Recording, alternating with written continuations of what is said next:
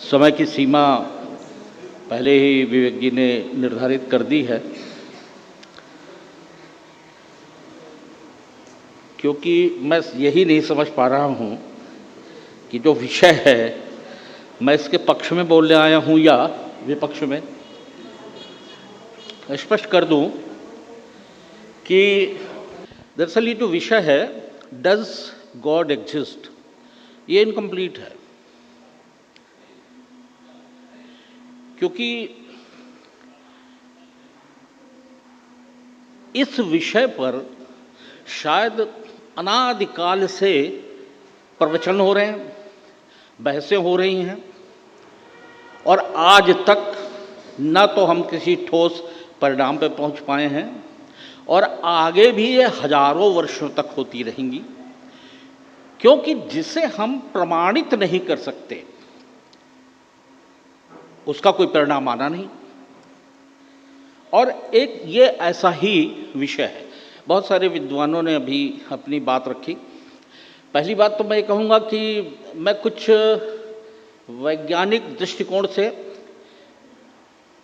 Physics के दृष्टिकोण से मैं अपनी बात रखने की कोशिश करूँगा कि भगवान, ईश्वर, गॉड जो है वो यदि है तो किस स्वरूप में है। अभी किसी वक्ता ने कहा कि जब वो संकट में आए तो भगवान उनकी सहायता के लिए आ गए। ये बड़ी सामान्य बात है, अक्सर सुनने में आती है, और जो इसके पक्षधर हैं वो यही तर्क हमेशा देते हैं कि एक्सीडेंट होते होते बच गया, या मैं इतने समय से बेड में था, बेडरिडन था, ईश्वर ने मुझे बचाया। एक बड़ा सीधा सा प्रश्न है, कौन सा ईश्वर आया था? इस्लाम में बड़ी अच्छी चीज है। मैं वैसे जनेऊधारी ब्राह्मण हूं, हिंदू हूं, लेकिन इस्लाम की मैं प्रशंसा करने के लिए नहीं आया, पर एक चीज है कि उन्होंने कहा कि एक ही है अल्लाह,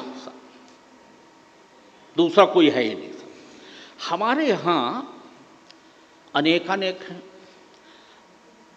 कोई हनुमान जी को मानता है तो वो फिर प्राण प्रण से मानता है, वो फिर शिव की बात पे मुंह भले न बनाए, लेकिन उसको मजा नहीं आती। वो चाहता है कहीं से हनुमान जी की बात शुरू हो जाए तो मैं दो चार प्रसंग इसमें रोप दूं। कोई कृष्ण का भक्त है, और हमारे यहां तो बीच बीच में बहुत सारे भगवान पैदा भी कर लिए जाते हैं। मैं बिना नाम लिए अपनी युवावस्था में यदि मैं जाता हूं तो एक माता का उदय हुआ था, और उन पे एक सिनेमा भी बना था, बुजुर्ग लोगों को शायद मालूम भी होगा, और उसमें अरबों रुपए की कमाई की और पूरी क्रेडिट उन माता जी को मिली थी। समझ ही गए होंगे लोग। ये प्रश्न तो अनुत्तरित है कि जब आप संकट में आए तो कौन से भगवान आए थे, और क्या सचमुच ऐसे कोई, मैं क्षमा चाहता हूं, मेरा कोई ऐसा नहीं है, लेकिन अपनी बात रखने के लिए मुझे ये नाम लेने पड़ेंगे कि क्या कहीं ऐसे कोई शिवजी बैठे होंगे, या कृष्ण जी अपनी बांसुरी लिए, या यमराज होंगे एक भैंसे पर सवार, कोई नाग, कोई चूहा, कोई मोर, अपनी अपनी सवारियों, कहीं कोई ऐसी जगह होगी। कोई बता सकता है कि आप में से तमाम बुद्धिमान लोग और विज्ञान के भी ज्ञाता बैठे हुए हैं, मनुष्य द्वारा रचित बनाया गया कोई एक स्पेस क्राफ्ट सबसे दूरी तक गया है? नाम कोई बताए, कोई नौजवान, कोई जो अभी पढ़ रहे हैं? कोई बात नहीं, मैं आपके ज्ञान वृद्धि के लिए बता दूं, सितंबर 1977 में नासा ने वॉयजर 1 लॉन्च किया था। 1977, कितने वर्ष हो गए? 23 और 25 आप जोड़ लें। उसका लक्ष्य ये था कि ये सबसे पहले जुपिटर का अध्ययन करेगा, फिर इसके बाद वो शनि का अध्ययन करेगा, शनि के वलय का रिंग का अध्ययन करेगा, शनि के मून्स भी हैं, चंद्रमा शनि के, उनका अध्ययन करेगा। उसके बाद देखेंगे 1979 में उसने जुपिटर का काम निपटा दिया, 1980 में उसने शनि का काम निपटा दिया। नासा को यह लगा कि अभी भी इसमें जान है और इसमें अभी आगे जाने की क्षमता है, संदेश भेजते रहने की क्षमता है।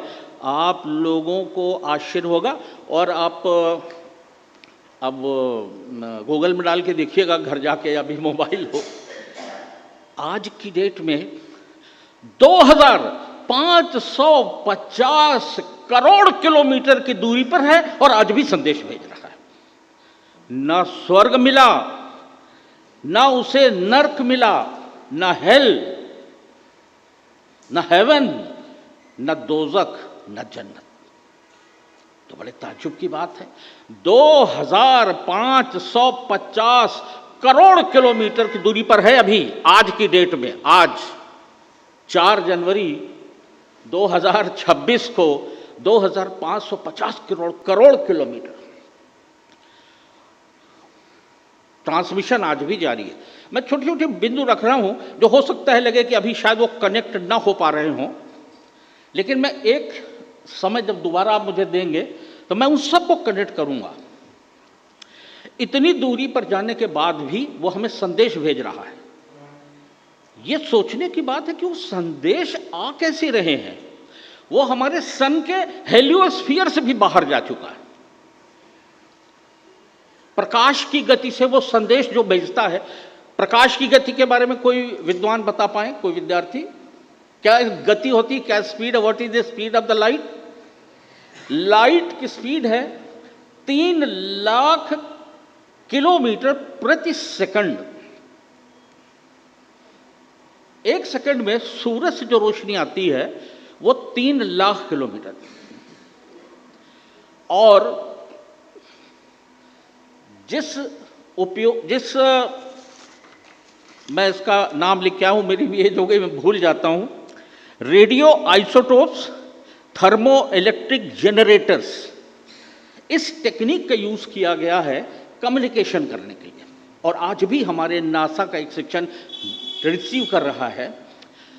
2027 में वो इतनी दूरी पर पहुंच जाएगा कि इस संदेश को आने में पूरा 1 दिन लगेगा।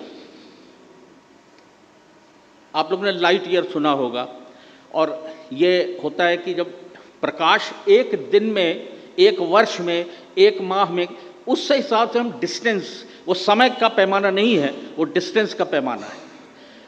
3 लाख किलोमीटर पर सेकंड से जब वो चलेगा तो संदेश भेजने पहुंचने में 1 दिन लगेगा, पूरा 24 घंटे।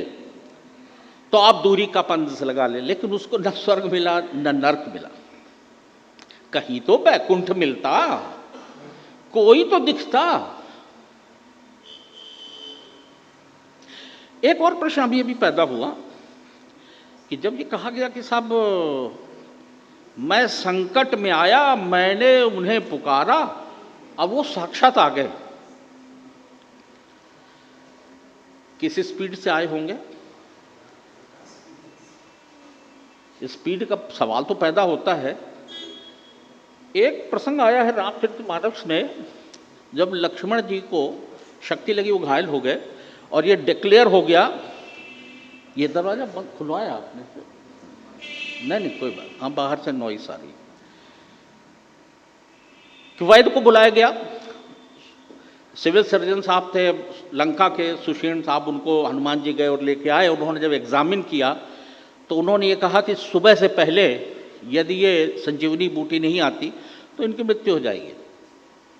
मैं समझता हूँ यदि मैं हनुमान जी का भक्त हूँगा, बहुत सारे हनुमान जी के भक्त होंगे, पर यदि हनुमान जी से पूछा जाए तो उनके लिए श्री राम और लक्ष्मण से ज़्यादा प्रिय कोई नहीं।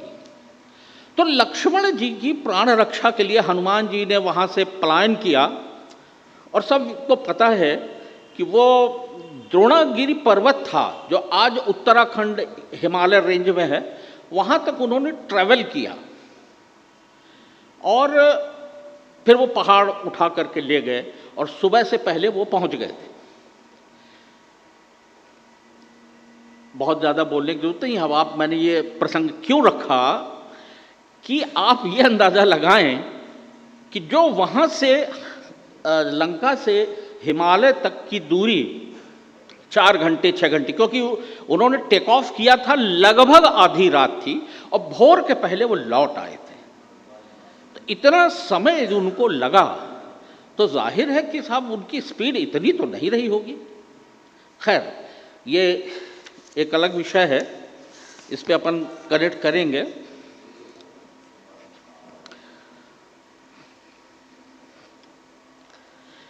एक हमारे बुजुर्ग वक्ता विद्वान, उन्होंने कहा कि मन है, ईश्वर ने कहा, कृष्ण जी ने कहा कि मैं मन हूं। एक चीज तो तय है कि कोई बॉडीली शेप नहीं हो सकता। आज तक किसी ने ये विचार नहीं किया कि इन सब बिंदुओं के जो हम सामने रखें तो मन कहीं, भले हम भय से ग्रस्त रहते हैं, हमारा मन संस्कारों के दबाव में, परिवार के दबाव में और नैतिकता के दबाव में ये स्वीकार नहीं कर पाता कि दरअसल ईश्वर का स्वरूप क्या होगा। वो चर्चा भी नहीं करना चाहता, विचार मंथन भी नहीं करना चाहता, जो सुनता है वो ट्रांसफर करते चला जाता है। तो हम कभी इस पे विचार नहीं करते। लेकिन इस्लाम में भी कहा गया कि एक अल्लाह है 7वें आसमान के ऊपर बैठा हुआ, एक सिंगल। हमारे यहां चलें इन सबको कंबाइन करने, ये एक अलग विषय है, उस पर ना जाएं। लेकिन हर धर्म, हिंदू धर्म ग्रंथ में ये कहा गया है कि मैं अनादि हूं, मैं अनंत हूं, मेरा न कोई आदि है न मेरा कोई अंत है, मैं अप्रमेय हूं। पूरे ब्रह्मांड में, कण कण में, तृण तृण में, पण पण में, पत्ते पत्ते में मैं हूं। और मैं साइंस का विद्यार्थी होने के नाते ये मानता हूं कि ऐसी इस दुनिया में सिर्फ एक चीज है और वो है प्रकाश, लाइट, लाइट एनर्जी। इसके अलावा कोई दूसरी चीज नहीं, क्योंकि लाइट में फ्रीक्वेंसी है, लाइट की अपनी एक स्पीड है। मैं लाइट के बारे में कुछ बताना चाहूँगा विवेक जी की इजाज़त से। लाइट ही है जो पूरे कॉस्मोस में, पूरे ब्रह्मांड में व्याप्त है। हम तो एक सूरज देखते हैं, एक सूरज हमको दिखता है, हमारी इतनी पूरे ये सूरज, हमारी धरती, फिर सूरज और ये सोलर सिस्टम, लेकिन उसके बाद सौरमंडल और उसके ऊपर ब्रह्मांड है। तो ब्रह्मांड में है क्या? हजारों गैलेक्सियां और उन सब गैलेक्सियों के हजारों हजार सूरज, हमें तो पता ही नहीं। और आप लोगों की जानकारी के लिए बता दूं तो जो अभी जो मैंने वॉयजर 1 की बात की, उसका जो कम्युनिकेशन हो रहा है वो हमारे सूरज से नहीं हो रहा है, उस प्रकाश से उसको सहायता मदद नहीं मिल रही है, क्योंकि उसके हेलियोस्फीयर से भी वो बहुत दूर आगे जा चुका है। तो फिर कैसे उड़ रहा है, कम्युनिकेशन कैसे कर रहा है, उसको ऊर्जा कैसे मिल रही है? उसके जो अपरेटस हैं जिनसे पूरा कम्युनिकेशन हो रहा है, उनकी एनर्जी का सोर्स क्या है? उनकी एनर्जी का सोर्स वही है जो हजारों गैलेक्सियों में हजारों सूरज स्थापित हैं, जिनका प्रकाश उत्सर्जित हो रहा है, और वह प्रकाश उस वॉयजर 1 के उन सारे उपकरणों को ऊर्जा दे रहा है।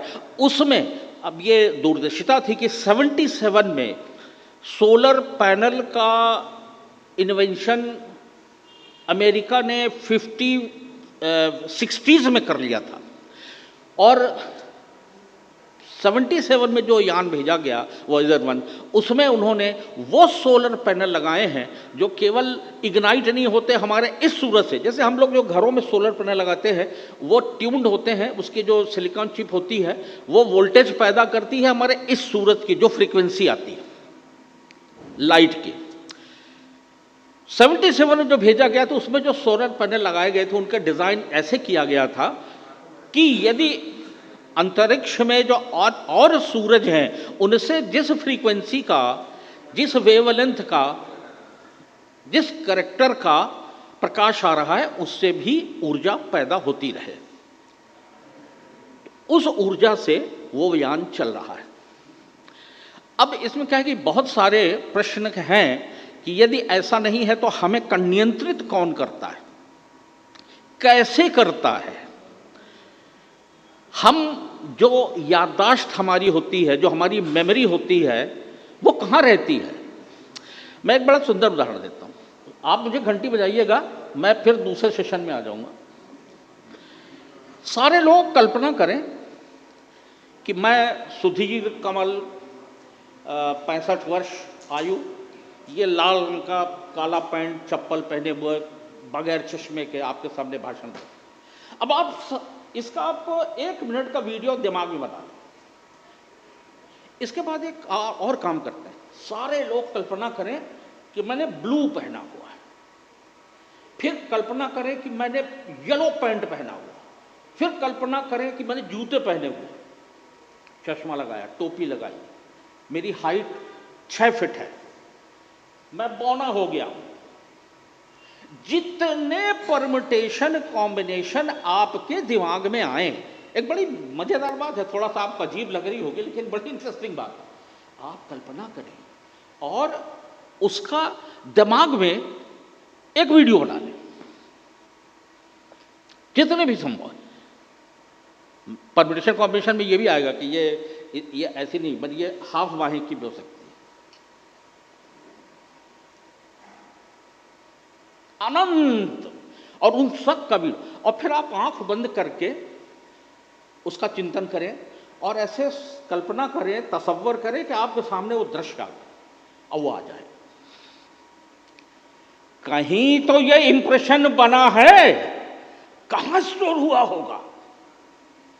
हमारा ये दिमाग न्यूरॉन्स का बना हुआ है, ये खोपड़े के अंदर जो इतना सा दिमाग है, और न्यूरॉन्स में कोई स्टोरेज नहीं होता, कोई स्टोरेज नहीं होता, क्योंकि स्टोरेज के लिए हमें सिलिकॉन बेस चाहिए। साइंस ने बड़ा क्लियर कहा हुआ है, that is a different material. जो हमारी एक छोटी सी इतनी सी चिप आती है, मोबाइल में लगती है, पेन ड्राइव में लगती है, मतलब जरा सी, इतने जीबी, 16 जीबी, 32 जीबी, 64 जीबी, पर हमारे दिमाग में वो स्टोर नहीं हो सकता। कहां स्टोर हो रहा होगा? चलिए इस टॉपिक को लेते हैं अपन बाद में। अभी एक काम करते हैं कि ये जितने वीडियोस आपने बनाए दिमाग में, इनको हम सेव करते हैं एक सीडी में।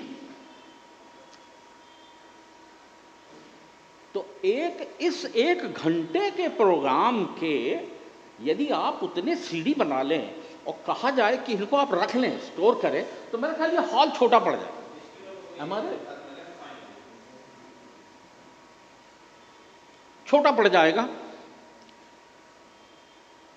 तो इस दिमाग में, जिसमें बिल्कुल प्रूव्ड है कि हमारे दिमाग में कोई स्टोरेज मटेरियल नहीं है जो डेटा को सेव रखता हो, स्टोर करता हो और सेव रखता हो, नहीं है। मेडिकली प्रूवन बात, सबको पता है।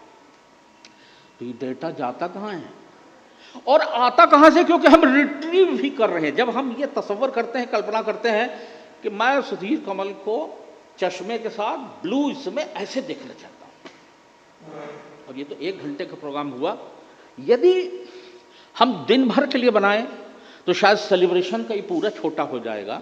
यदि हम पूरे जीवन का बनाएं और उतने ही क्योंकि परम्यूटेशन का मिशन अरबों बनते हैं, शायद खरबों, और सबका डेटा सुरक्षित रहता है, तो शायद ये मैं समझता हूँ जितने कॉलेजेस हैं इन सब के ग्राउंड में हम रखें तो 10-20 फीट तक के कॉलम बना लेंगे, जगह कम पड़ जाएगी।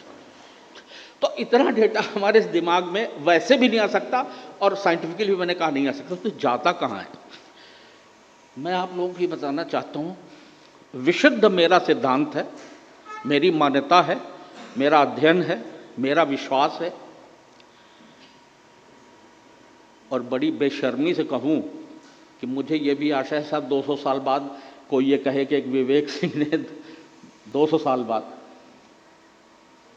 कि एक ऐसा प्रोग्राम हुआ था जिसमें एक वक्ता ये कह गया था जो आज प्रमाणित हुआ। और ये भी मैं दावे से कहता हूं, ये बात आज तक शायद किसी ने कहीं ना सुनी होगी। सारा डेटा स्टोर होता है लाइट में। लाइट एनर्जी वो एनर्जी है, विचित्र है। देखें आप, जैसे बिजली, इलेक्ट्रिसिटी में सिर्फ वेव फॉर्म होता है, उसमें पार्टिकल्स नहीं होते। लाइट एनर्जी एक ऐसी एनर्जी है जिसमें पार्टिकल्स भी होते हैं। थोड़ा फिजिक्स की बात होगी यहां, समझ में आए तो, ना आए तो भी सुन ले, मजा आएगा। और उसमें वेव फॉर्म भी होता है। लाइट एनर्जी में वेव ऐसे चलती है, इस प्रकार से। कोई भी वेव होती है, वेव की हम कल्पना इस प्रकार, लाइट एनर्जी वेव फॉर्म में भी चलती है और उसमें पार्टिकल्स भी होते हैं। लाइट की स्पीड हमने आपको बता दिया कि 3 लाख किलोमीटर पर सेकंड है। लाइट में रिफ्लेक्शन होता है। रिफ्लेक्शन मतलब जब वो किसी ठोस से टकराएगी तो वो रिफ्लेक्ट होती है। यदि किसी माध्यम से वो क्रॉस कर जाती है, उसमें रिफ्रैक्शन बोलते हैं, उसको रिफ्रैक्शन होता है। ये सारी घटनाएं, ये बात इसलिए मैं बता रहा हूं, ये सिर्फ लाइट के साथ होती है। और लाइट पूरे कॉस्मॉस, पूरे ब्रह्मांड में व्याप्त है। उस लाइट से मेरा दिमाग अभी भी कनेक्टेड है, आपका भी कनेक्टेड है। एक व्यक्ति जो हॉलैंड में बैठा हुआ उसका भी कनेक्टेड है, एक व्यक्ति जो झारखंड में बैठा हुआ, केरल में बैठा हुआ, पोलैंड में बैठा हुआ, कहीं भी उसका भी कनेक्टेड है। ये कनेक्शन कैसे होता होगा? आप लोगों ने रेल इंजन देखा होगा। जो इलेक्ट्रिक ट्रैक्शन होता है उसमें एक पैंटोग्राफ होता है, वो ऐसे उठ जाता है। एक ओवरहेड लाइन जिसका वोल्टेज होता है 25,000 वोल्ट, फ्रीक्वेंसी होती है 50 हर्ट्ज, वो उससे जुड़ जाता है। बिजली मिलती है इंजन को, ड्राइवर उसको ऑपरेट करता है अपने तरीके से, मोटर घूमती है, इंजन चल देता है। हम कल्पना करें कि बाजू वाली पटरी में भी ओवरहेड लाइन है, लेकिन वो 26,000 वोल्ट का है और उसकी फ्रीक्वेंसी 60 हर्ट्ज है, इसकी 50, इसकी 60, 25,000 वोल्ट, 26,000 वोल्ट। इन दोनों में अंतर रहेगा, इन दोनों की चाल में, कंट्रोल में, इनके एक्सेलरेशन में अंतर रहेगा, क्योंकि उसके इनपुट में अंतर है। तो जब हम लाइट की बात करते हैं तो हम कैसे कनेक्ट होते हैं? हम ऐसे ही कनेक्ट होते हैं। बहुत डिटेल में यदि हम जाएंगे तो बहुत समय लगेगा। एक शिशु का जब जन्म होता है, वो गर्भ में आता है, बहुत डिटेल में नहीं जाता, मैं आपको ये बता दूं कि 1 माह के अंदर उसका दिमाग बन जाता है और भी अंग बन जाते हैं। जितने अंगों की फाउंडेशन पड़नी है वो गर्भ फर्टिलाइजेशन के 1 माह में पड़ जाती है।